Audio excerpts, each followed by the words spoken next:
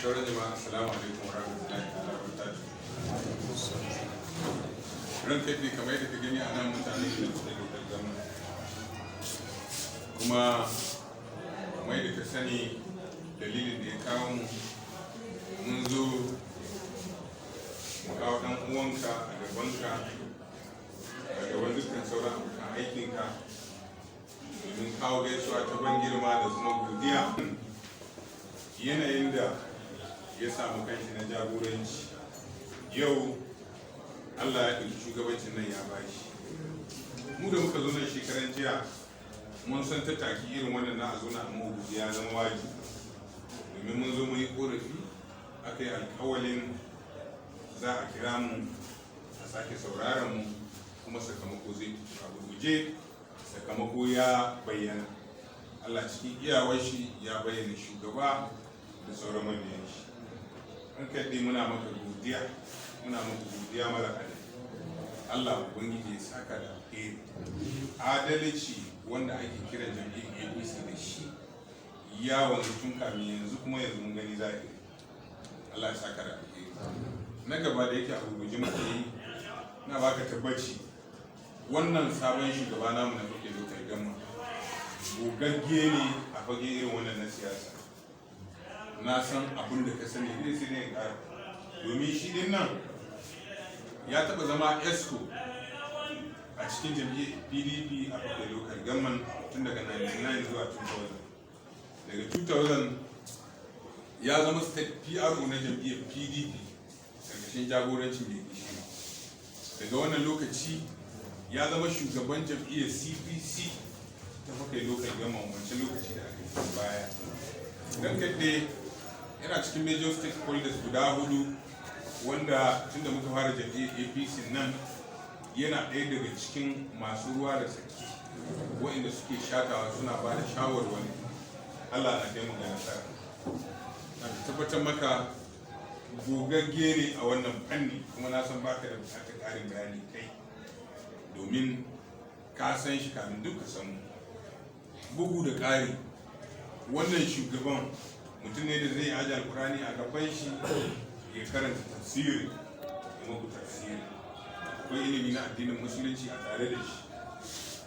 Wannan abu ne wanda zai jagorance shi wurin tabbatar da adalci ga shugabancin da zai yi. Ranka ina mai baka tabbaci muna godiya wacce ba ta da adalci kuma ina mai baka tabbaci ok lokacin gama za ta zauna lafiya ko da akwai wani hasashe ko wani zai ce wani abu ranka dai a gani a aikatau. Za a gani a zahiri kuma za a gani a aikatau.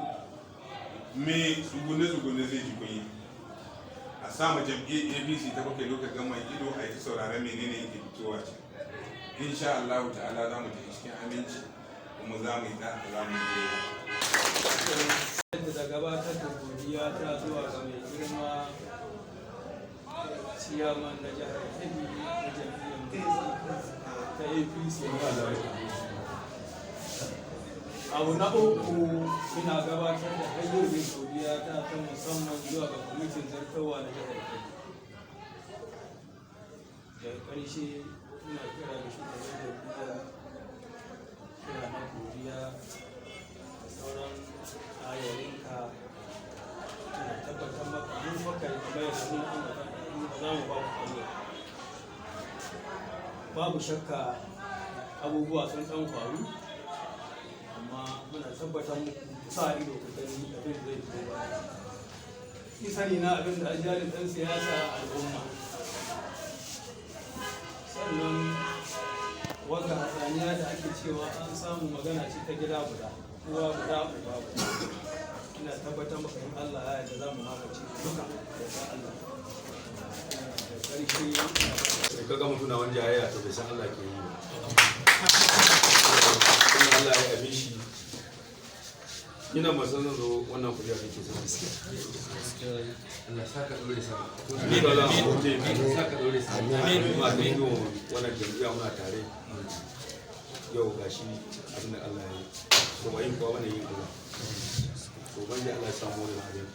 Wannan abin da ya faru ita siyasa daman babu haka ba siyasa wacce kuma ana yi ana kafalar zuwa gu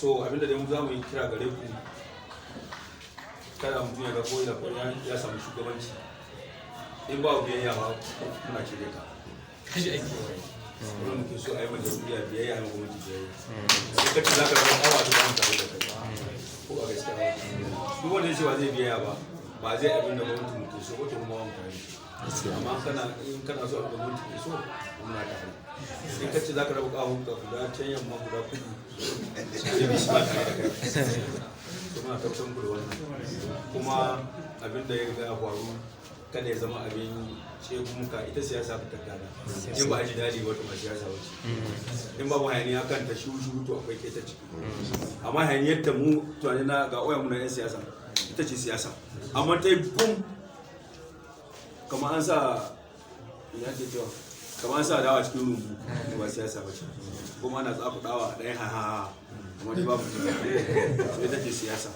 suna fatan wannan shugabanci da Allah ya baka Allah ubangiji ka auci gaba a yankin mu ya samu nasara kuma ubangiji Allah shi ba mu amfani da ke cikin mu amfani cikin nasara a ƙarshe kun san ita APC akwai chamanan da tijai wanda yake wasu a duba su yi shi to ni na naɗa alhaji rubar chamanan da tijai fa kai daukar gwamnati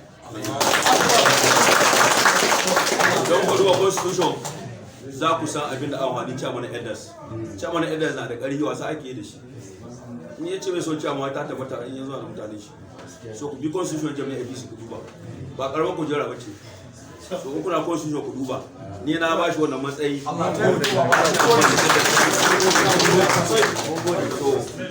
daga ce ya kafin zan mutane assalamu alaikum